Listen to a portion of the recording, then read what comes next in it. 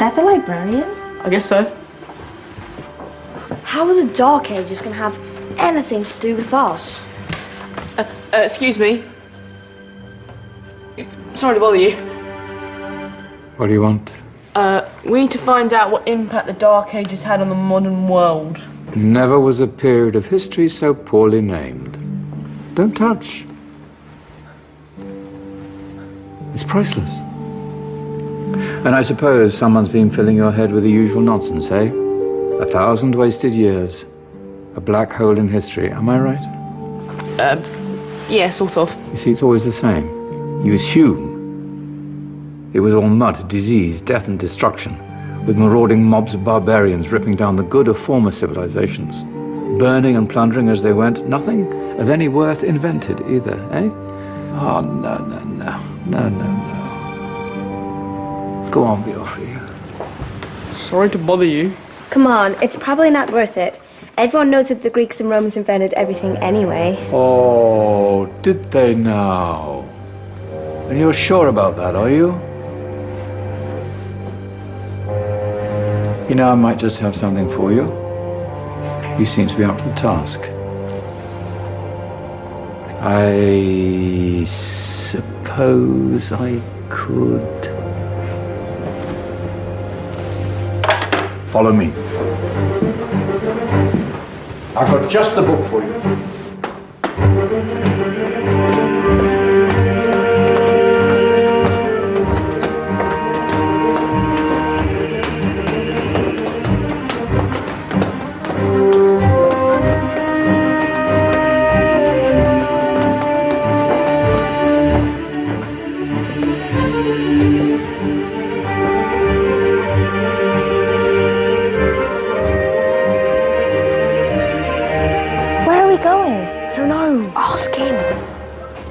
Excuse me, where are we going? From darkness into light, my young friend. From ocean onto land. There are things you should know.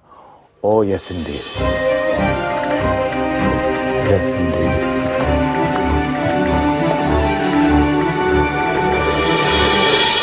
Now, I know I left it round here somewhere.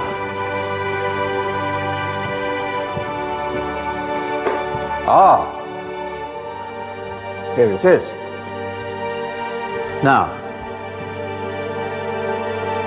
take a look. If you dare.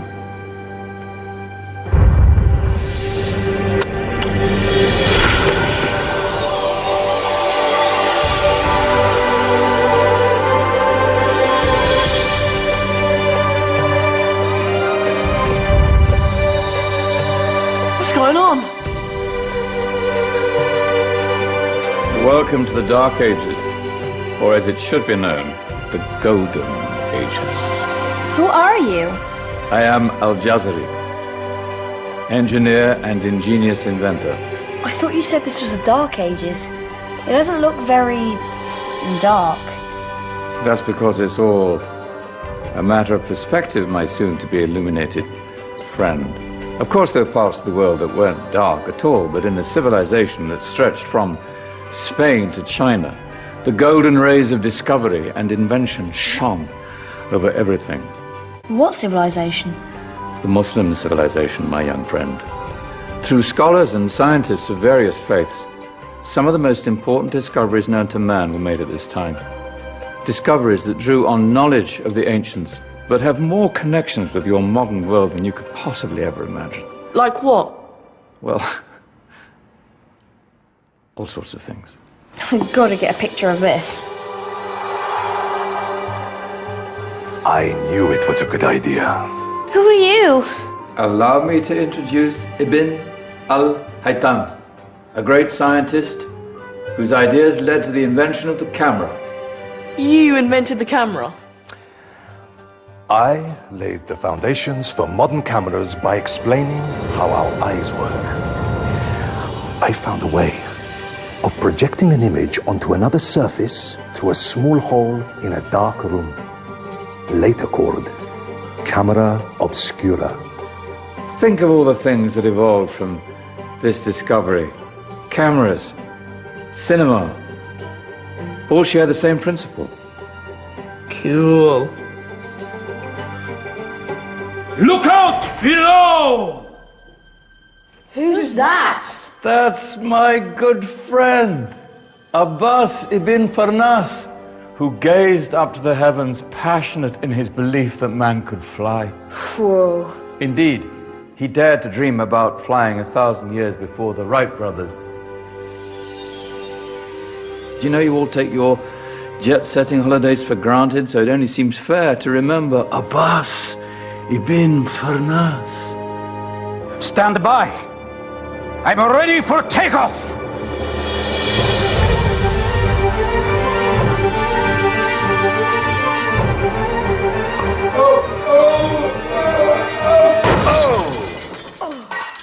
You did forget one thing, though.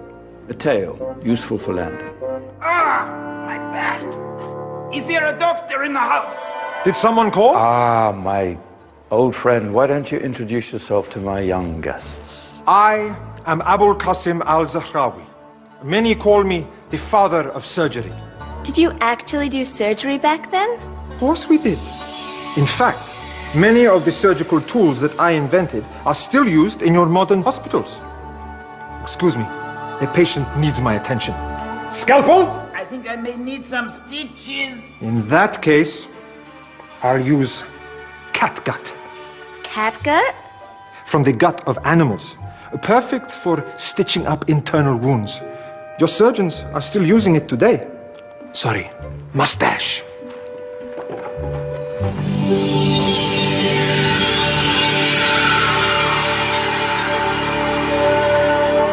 Who's she? That's Maryam al-Astrolabi, one of the many brilliant women of her time. She made sophisticated astrolabes. Astro what? Astrolabes. They show the sky and the stars on a small flat plate you can hold in your hand.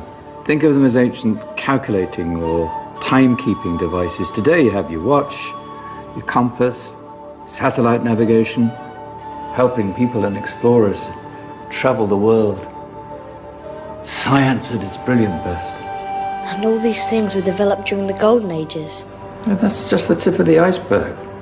There were thousands of other inventions covering all areas of life, and in the years that followed, their influence spread across the whole of medieval Europe. So you see, it wasn't so dark after all. What about you? Me? What did you invent?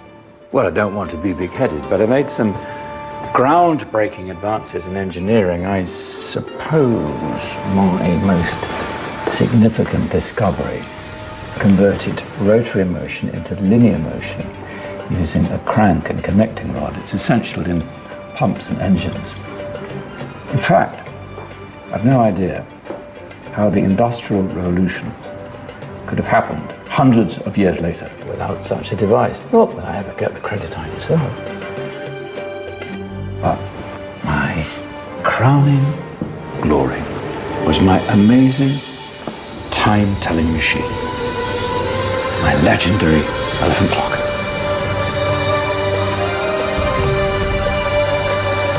It's a clock. Yes. Dozens of components collected from different cultures around the world. Indian, Greek, Arabian, Egyptian, Chinese. Wow. A United Nations clock. That is pretty cool. Does it actually tell the time? Wow, yes, of course. If it wasn't for me, thousands of people would be late for everything. Speaking of time, we better get you back. And remember, spread the word. This was a golden age, and I've only shown you a tiny part of this wondrous time. There are countless other scientists and inventions directly connected to your modern world. You're just going to have to find out for yourselves. No, wait.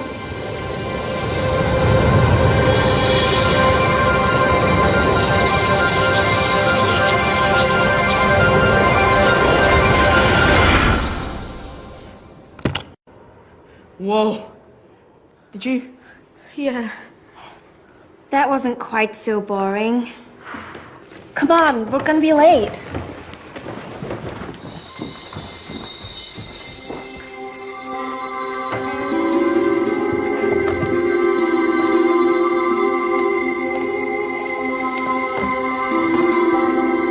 So, what have we learned?